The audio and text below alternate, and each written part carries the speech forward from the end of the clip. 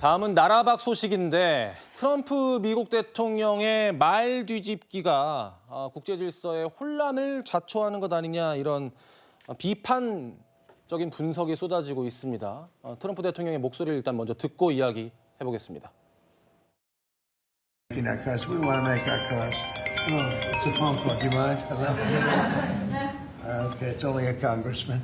Well, it's a different congressman, but he goes. Yeah, it's lucky it is. Right? Why would you want to hurt an American company in that way? It would be more. It would be also Samsung and anybody that makes that product. 트럼프 대통령 이야기 들어보면은 애플뿐만이 아니라 해외 업체 삼성까지도 저격을 한 건데요, 구 부장님. 네. 사실 우리나라가 만드는 삼성 핸드폰에도 25% 관세를 적용하겠다 이런 뜻이잖아요. 그렇습니다. 지금 트럼프 2기 행정부가 들어선 이후에 미국의 이익을 지키기 위해서 전 세계를 대상으로 지금 관세를 부과하고 있습니다.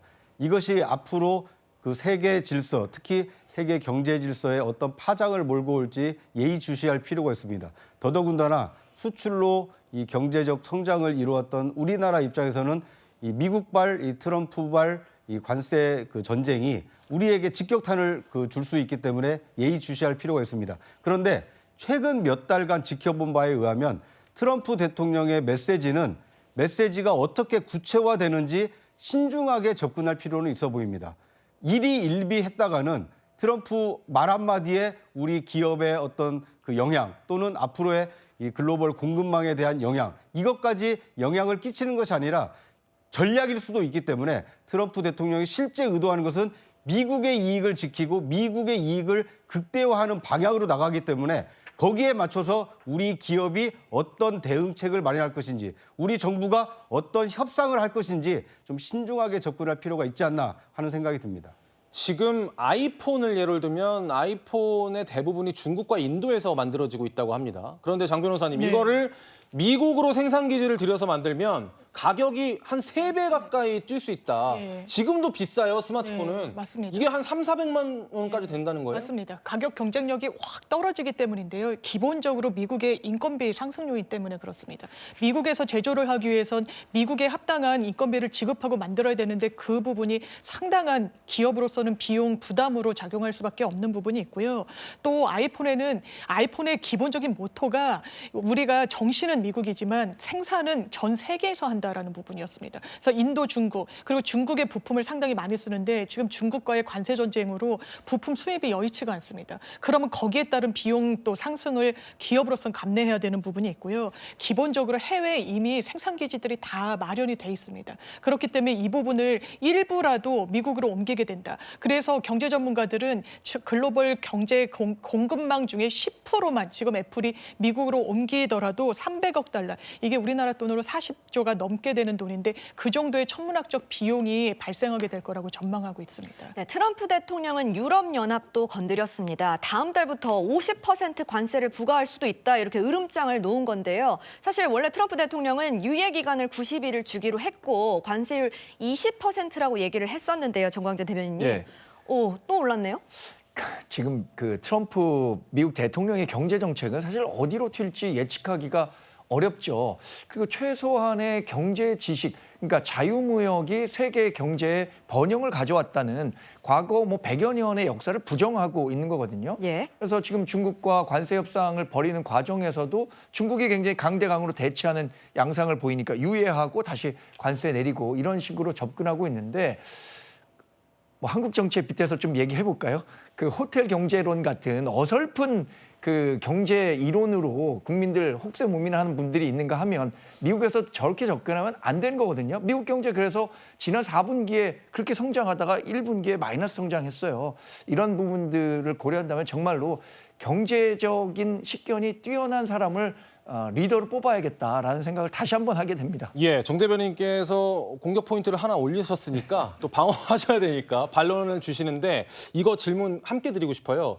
어쨌든 이재명 후보든 김문수 후보든 미래 우리나라 대통령이 될 사람은 이렇게 예측 불가능한 미국 대통령을 상대해야 되잖아요. 왜 저렇게 말을 계속 바꾼다고 보세요?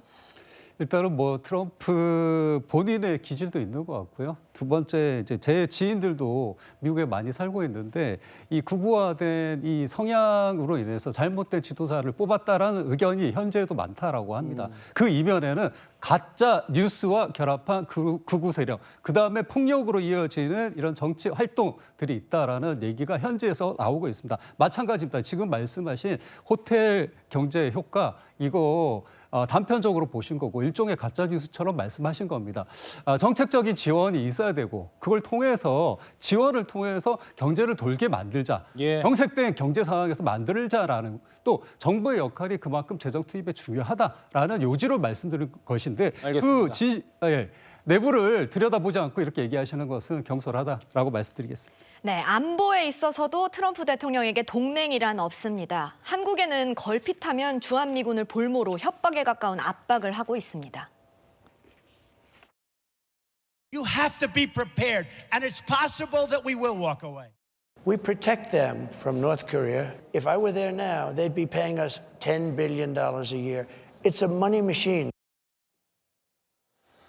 구장 부장님, 그러니까 동맹의 위협을 받으면 적을 없애버리겠다, 힘으로 압도하겠다라고 하면서도 동맹의 안보는 책임지지 않겠다. 이거 어떻게 종잡을 수 없는 이야기예요? 네.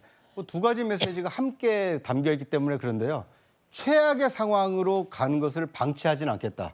만약 동맹이 침략을 받거나 어떤 그 전쟁 같은 그 위협 상황에 내몰리게 된다라면 미국의 압도적인 그 군사력으로 지켜주겠다. 그러니까 최악의 상황은 상정을 해놓고 거기까지는 동맹을 위해서 군사력을 쓰겠다라고 전제를 했습니다. 하지만 그런 최악의 상황이 아닌 이른바 유사시가 아닌 평상시의 경우에는 자국의 안보는 자국이 좀 책임을 져달라. 지금까지는 미국의 어떤 그 예산과 미국의 어떤 군인들로 이 안보를 책임져 왔다라면 자국의 안보 부담을 좀 늘려달라.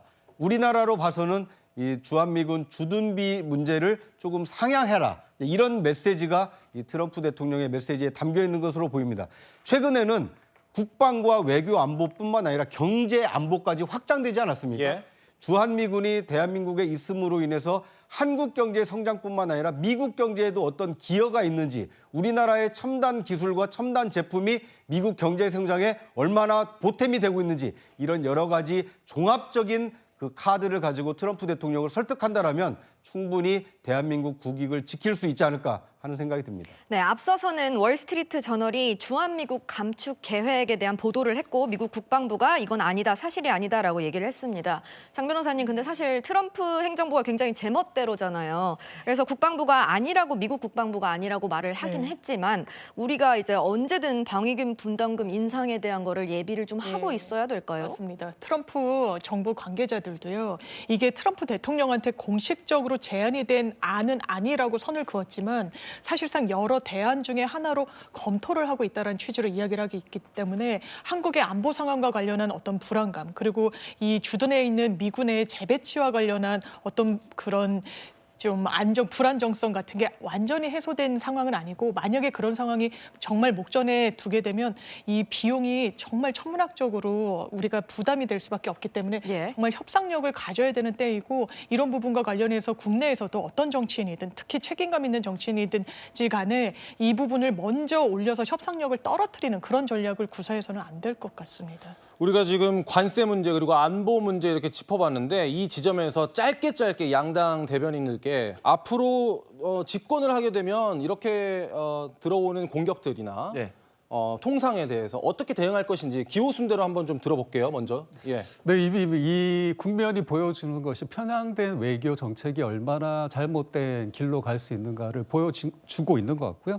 그래서 저희는 다각적인 고려를 할 것이고 협상을 통해서 안보 외교, 통상 외교, 또 우리 경제를 살릴 수 있는 외교의 방향으로 나아갈 것이고 자신감 있게 그것과 관련된 정책들도 개발하고 있다라는 말씀을 드리겠습니다. 네. 구체적인 협상 전략 혹시 뭐 포인트? 현재는 아시다시피 저희가 아직 정책 내란 종식이 먼저인 알겠습니다. 상황이고 정책은 차후에 여러분들에게 진솔된 모습으로 보여드리겠다라고 말씀드리겠습니다. TV 토론에서도 후보가 얘기할 기회도 있을 것이고요. 예. 네, 한미 동맹과 관련한 부분은 뭐 의심의 여지 없이 국민의힘 또 보수 정당 후보가 한미 관계를 잘 풀어왔다는 점은 알고 있을 거고요. 이재명 후보가 내놨던 셰시의 외교, 이거 미국에서 알려지자마자 미국 조야에서 발칵 뒤집어졌다는 거 아닙니까? 유력한 한국의 대선 후보가 이런 식의 외교관을 갖고 있다는 것에 대한 우려가 미국에서 커지고 있습니다. 이런 불안을 잠재울 수 있는 후보는 역시 국민의힘 후보죠. 알겠습니다.